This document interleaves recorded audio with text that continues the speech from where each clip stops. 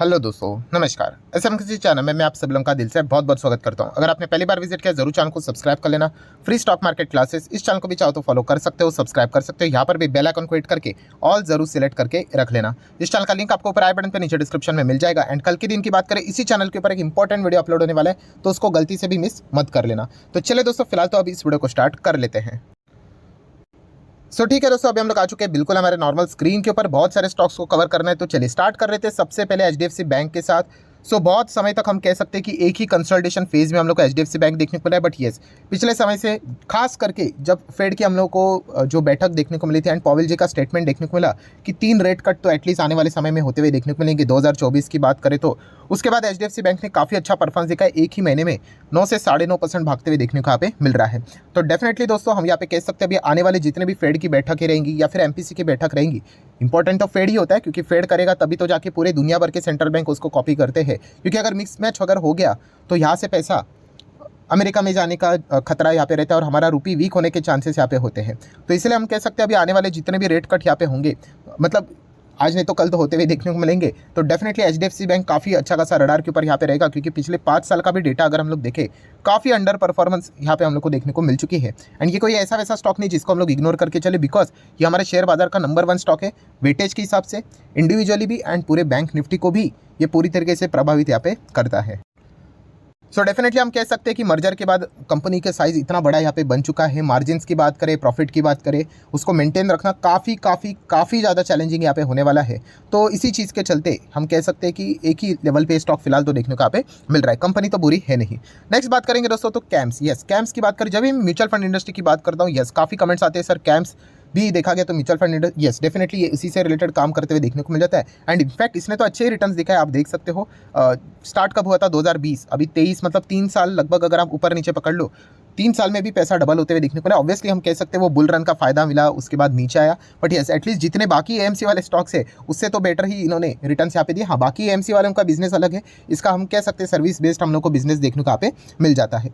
ये भी कंपनी हम लोग जरूर कह सकते हैं, म्यूचुअल फंड इंडस्ट्री जितनी बड़ी होती जाएगी, ग्रो होती चली जाएगी, कैम्प्स को भी फायदा यहाँ पे जरूर मिलना चाहिए। बट येस, हम ये भी देख सकते हैं कि एएमसी वाले बिजनेस इतने भी खास कुछ रिटर्न्स के मामले में चलते हुए देखने को नहीं मिले। छोटा मोटा रिटर्न्स ठीक है, बट जिस हिसाब से इंडस्ट्री ग्रो हुई है उस हिसाब से जो हम लोग चाहते थे वो हम लोग को देखने को यहाँ पे नहीं मिला था। तो इसी चीज़ के चलते हम कह सकते हैं कि कैम्प्स भी भविष्य में रडार के ऊपर रहेगा, खास करके जो उसका पुराना लेवल था, ठीक है, क्या उसको वो तोड़ पाएगा या नहीं, ठीक है, उसी के ऊपर हर किसी का फोकस यहाँ पे रहता है। ये कंपनियां खराब नहीं है, बट ये जो बीच में बुल रन का फायदा इनको मिला था, इस चीज़ के चलते ज़बरदस्त हम लोग को स्टॉक भागते हुए देखने को मिले थे।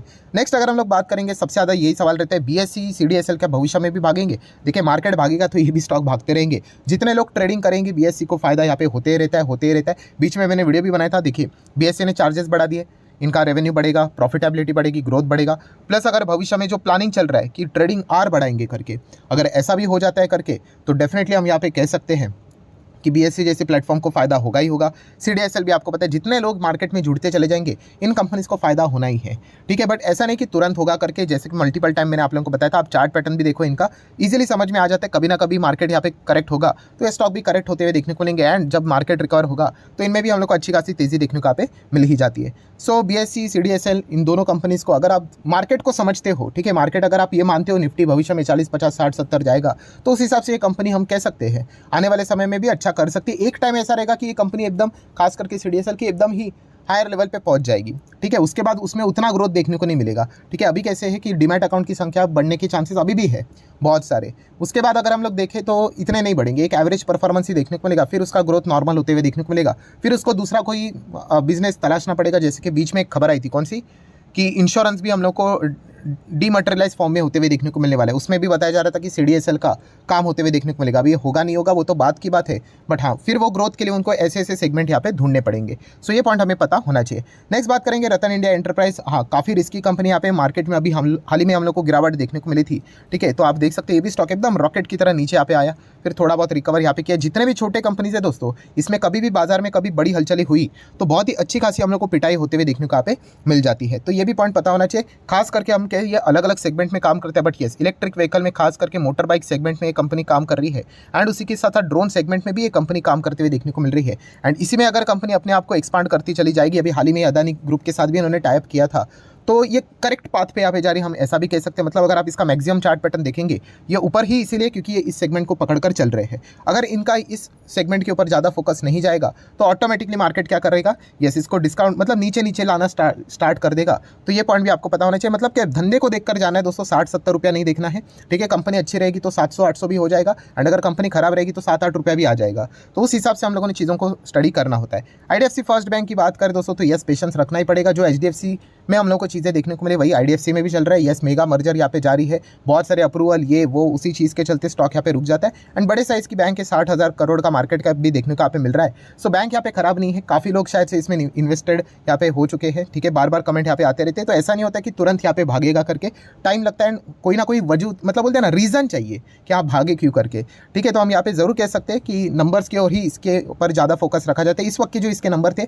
मार्केट को इतना खास यहाँ पे नहीं लगे, बट स्टिल मार्केट ने इतना भी ज़्यादा इसको नीचे नहीं लेके गए हैं। अभी भी हम कह सकते हैं 88 के भाव पे देखने को मिल रहा है। हाईएस्ट लेवल की बात करें 100 के लेवल को उन्होंने छुआ था, यस, उसी लेवल को अगर हम लोग यहाँ पे बात करें वापस टच करने के लिए कोई ना कोई अच्छी खबर यहाँ पे आनी चाहिए, तभी जाके हम लोग को बड़ी बाइंग होते हुए देखने को मिलेगी। वरना अगर वो ये जो मर्जर का प्रोसेस रहता है, ये अप्रूवल वो अप्रूवल, उसमें बड़ी बाइंग नहीं आती, छोटे मोटे बाइंग देखने को मिल जाती है।